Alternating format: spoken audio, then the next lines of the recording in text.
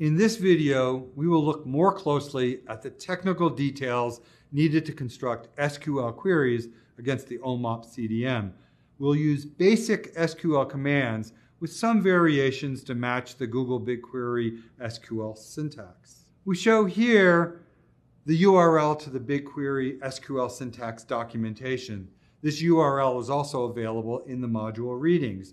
If you search the internet or use other online resources, make sure the material refers to the newer standard SQL syntax and not the initial SQL syntax, now referred to as BigQuery Legacy SQL. We only use the newer standard SQL syntax in this class. There are no ERDs posted for the most recent version of the OMOP CDM, which is version 5.3 at the time of this recording. There are SQL create table DDL statements for many database management systems, including Google BigQuery, that are available on the Odyssey GitHub site. This is a conceptual view of the OMOP CDM, which has tables that can be divided into different broad categories that are distinguished by different background colors. For example, the blue background group OMOP tables that are focused on storing clinical data, whereas the tables with light green background focus on storing healthcare cost data. On the far right, in orange colors, are a large number of tables focused on standard terminologies, which is a key differentiator of the OMOP CDM from other research data models. Understanding how OMOP leverages these terminology tables is critical to taking full advantage of the international data network for large-scale data sharing. OMOP is designed to keep the original values as they existed in the source system, in addition to a version of the same data that has been harmonized to the OMOP standard terminology. Fields that contain the word source, especially source value and source concept ID, hold original data.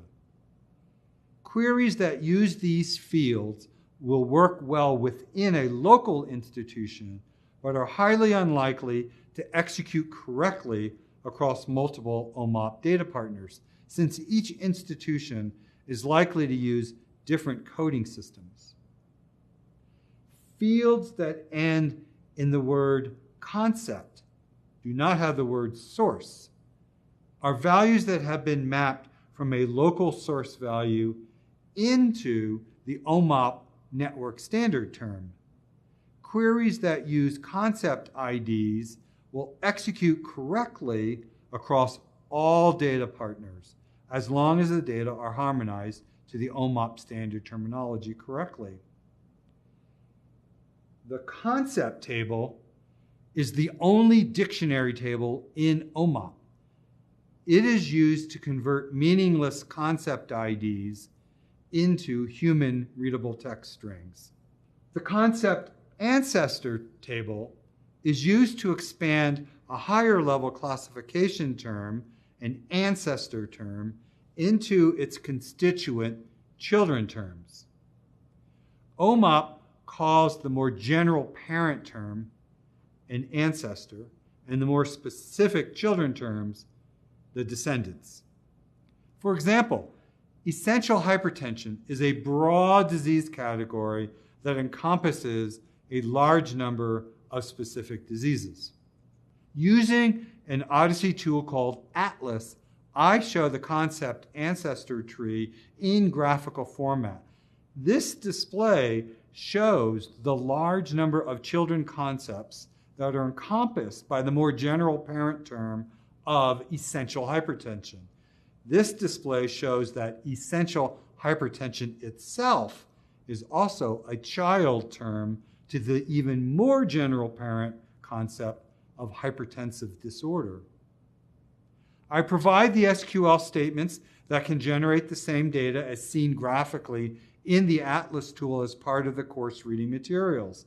Study these SQL statements carefully and try them out on our version of Mimic OMOP so that you may understand how they work.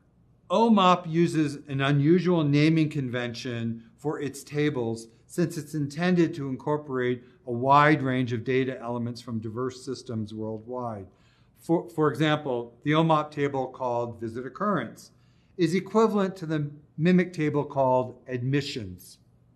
OMOP uses this more general name because OMOP captures hospital admissions and outpatient office visits and many other types of interactions that patients can have with the healthcare system.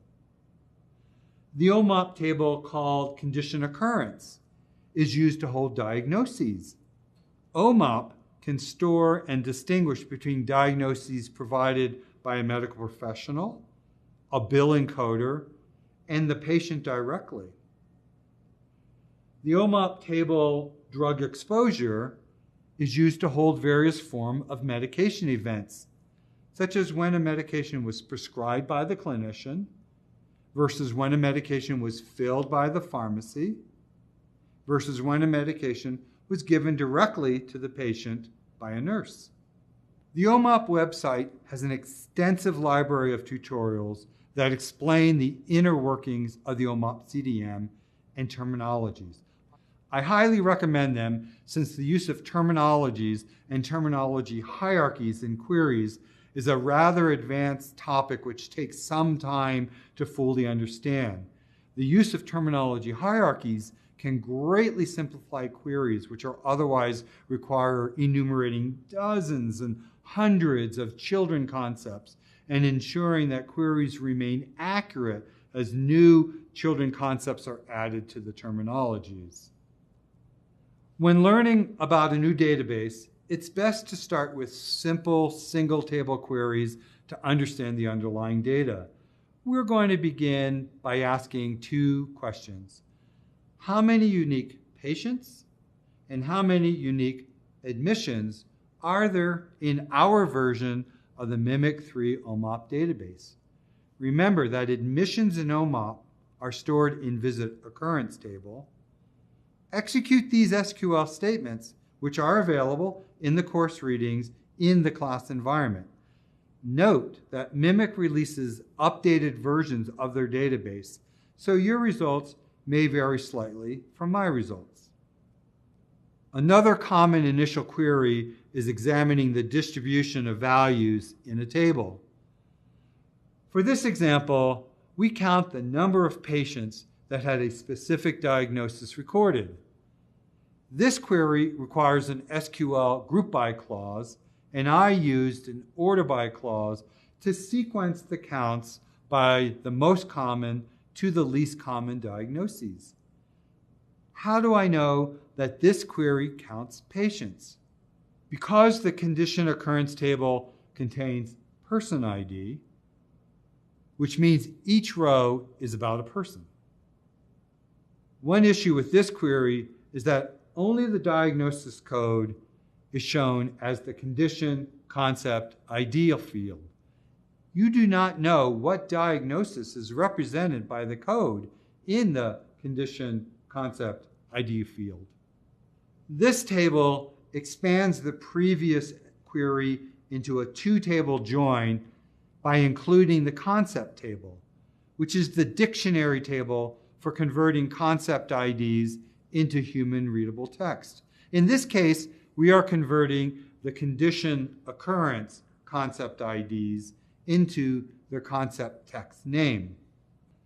Our last two queries are examples of common questions asked as part of real clinical research. The first one is, for each patient, how many distinct medications were used during each admission? OMOP has the ability to distinguish between medications that were prescribed from medications that were filled at a pharmacy or medications that were administered directly to the patient. At times, this distinction is important because patients may not fill a prescription or may not take all the prescribed medications, whereas administered medications are known to have been taken. OMOP uses the drug type concept ID field to distinguish between these types of medication events. For this query, we ignore these differences using all types of drug occurrences. Also, OMOP has the ability to capture medication events that are not tied to an admission or clinic visit, such as a telephone prescription refill event. For this query, we are only concerned about medications administered during a visit. Finally, OMOP can distinguish between clinic visits and hospital admissions. We ignore these differences because the MIMIC OMOP database only contains hospital admissions. Finally, the question seeks distinct medications. If the same medication was given 3 times during an admission, this query would only count it once. The SQL is shown here and is also available in course readings. I also show the top few rows of the results. Our last query is, what is the average number of distinct medications per admission? This question is similar to the previous question, but now the result will be a single row with a single number. The previous query gave us the number of distinct medications for each admission. This query wants the average of those numbers. So we use the previous query as a subquery and take the average to get the desired result. You are urged to try all of these queries using the BigQuery console and the version of MIMIC OMOP available in class. Remember that the MIMIC team periodically releases new versions of MIMIC 3, so your answers may be slightly different than what I got back using the version available at the time of this recording.